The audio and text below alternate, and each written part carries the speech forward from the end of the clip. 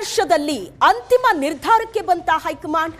AICC ಅಧ್ಯಕ್ಷ ಮಲ್ಲಿಕಾರ್ಜುನ್ ಖರ್ಗೆಯನ್ನ ಭೇಟಿಯಾಗಿದ್ದಾರೆ ಸತೀಶ್ ಮತ್ತು ರಾಜಣ್ಣ. ಕುರ್ಚಿ ಸಂಘರ್ಷ ಬಗೆಹರಿಸುವಂತೆ ನಾಯಕರು ಮನವಿ ಮಾಡಿದ್ದಾರೆ. ಎಐಸಿಸಿ ಅಧ್ಯಕ್ಷ ಮಲ್ಲಿಕಾರ್ಜುನ್ ಖರ್ಗೆಯನ್ನ ಭೇಟಿಯಾದ್ರು ಸತೀಶ್ ಜಾರಕಿಹೊಳಿ ಮತ್ತು ಕೆಎನ್ ರಾಜಣ್ಣ. ಒಂದು ನಿರ್ಧಾರಕ್ಕೆ ಬಂದಿದ್ದಾಗಿ ಎಐಸಿಸಿ ಅಧ್ಯಕ್ಷ ಖರ್ಗೆ ಸ್ಪಷ್ಟನೆ ಕೊಟ್ಟಿದ್ದಾರೆ. ಗೊಂದಲ ಬಗೆಹರಿಸೋ ಭರವಸೆ ನೀಡಿದ್ರಂತೆ ಎಐಸಿಸಿ ಅಧ್ಯಕ್ಷರು. ಶೀಘ್ರದಲ್ಲೇ ನಿರ್ಧಾರ ತಿಳಿಸೋ ಭರವಸೆಯನ್ನ ಕೊಟ್ಟಿದ್ದಾರೆ ಎಐಸಿಸಿ ಅಧ್ಯಕ್ಷ ಮಲ್ಲಿಕಾರ್ಜುನ್ ಖರ್ಗೆ. ಸಿಎಂ ಸಿದ್ದರಾಮಯ್ಯ ಬಣದಿಂದ ದೆಹಲಿಯಲ್ಲಿ ರಣವ್ಯೂಹ. ಹೈಕಮಾಂಡ್ ಭೇಟಿಯಾಗಿ ಸಿದ್ದರಾಮಯ್ಯನವರ ಪರ ಬ್ಯಾಟಿಂಗ್ ಮಾಡಿದ್ದಾರೆ.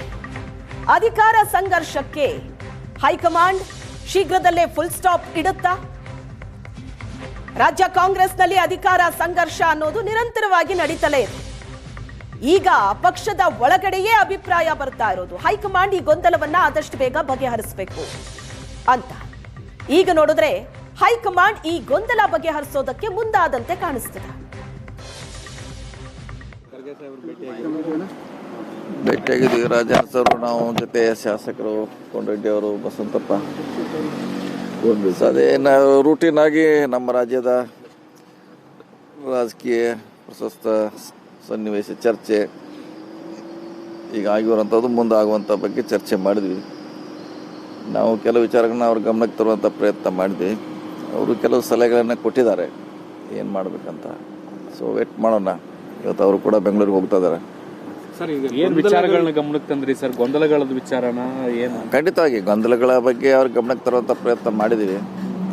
ಆದಷ್ಟು ಬೇಗ ನಿರ್ಣಯ ಮಾಡ್ತೀವಿ ಅಂತ ಹೇಳಿದ್ದಾರೆ. ಹಿಂದೂ ಕೂಡ ಬಂದಾಗ ಹೇಳಿದ್ವಿ, ಇದೇನು ಹೊಸದೇನಲ್ಲ. ಹಿಂದೂ ಕೂಡ ಹೇಳಿದ್ರೆ ಭಾಳ ಲೇಟ್ ಆಗಿದೆ. ಸೊ ಬಗೆಹರಿಸೋಂಥ ಪ್ರಯತ್ನ ಮಾಡಿ ಗೊಂದಲ ಹೇಳಿದ್ವಿ.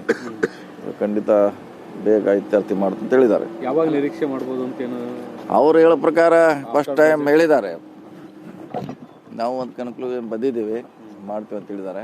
ಅದು ಯಾವಾಗ ಅಂತ ಹೇಳಲಿಕ್ಕಾಗಲ್ಲ, ಆದಷ್ಟು ಬೇಗ ಅಂತ ಹೇಳಿದ್ದಾರೆ ಅಷ್ಟೇ. ಬಜೆಟ್ ಆದ್ಮೇಲೆ ಏನಾದರೂ ನಿರೀಕ್ಷೆ ಗೊಂದಲ ಆಗಬಾರ್ದು. ಪದೇ ಪದೇ ಆಗುವಂಥ ಹೇಳಿಕೆಗಳು, ಅಧಿಕಾರದ ಗೊಂದಲ ಇವೆಲ್ಲ ಆಗಬಾರ್ದು. ಸನ್ಮಾನ್ಯ ಸತೀಶ್ ಜಾರಕಿಹೊಳಿ ಅವರು ಹೇಳಿದ್ದಾರೆ. ಎಲ್ಲ ವಿಚಾರಗಳನ್ನು ಕೂಡ ನಾನು, ಕೋನರೆಡ್ಡಿ ಅವರು, ಬಸವಂತಪ್ಪನವರು, ನಾವು 4 ಮಂದಿನೂ ಕೂಡ ಭೇಟಿ ಮಾಡಿದಂಥದ್ದು. ಈ ವಿಷಯಗಳನ್ನೆಲ್ಲ ಏನು ಸಚಿವರು ಹೇಳಿದ್ದಾರೆ ಆ ಎಲ್ಲ ಅಭಿಪ್ರಾಯಕ್ಕೂ ನಮ್ಮೆಲ್ಲರ ಸಹಮತಿ ಇದೆ. ಅದ್ರ ಬಗ್ಗೆ ನಾವು ಕೂಡ ಗೊಂದಲ ಇವೆಲ್ಲ ಇದ್ರೆ ಸರ್ಕಾರ ಮತ್ತು ಪಕ್ಷ ಎರಡಕ್ಕೂ ಕೂಡ ಒಳಿತಲ್ಲ. ಅದರಿಂದ ಗೊಂದಲ ನಿವಾರಣೆ ಆಗಲಿ ಜಾಗ್ರತೆ ಅಂತಕ್ಕಂಥ ಅಭಿಪ್ರಾಯ ಅವ್ರು ಏನು ಸೂಚನೆ ಮಾಡಿದ್ದಾರೆ ಅದು ನಮ್ದೆಲ್ಲರದು ಕೂಡ ಸಹಮತ ಇದೆ. Thank you. ಸಂಪುಟ ಪುನರ್ರಚನೆ ಬಗ್ಗೆ ಯಾವುದು ಚರ್ಚೆಗಳು ಏನು ಅವೆಲ್ಲ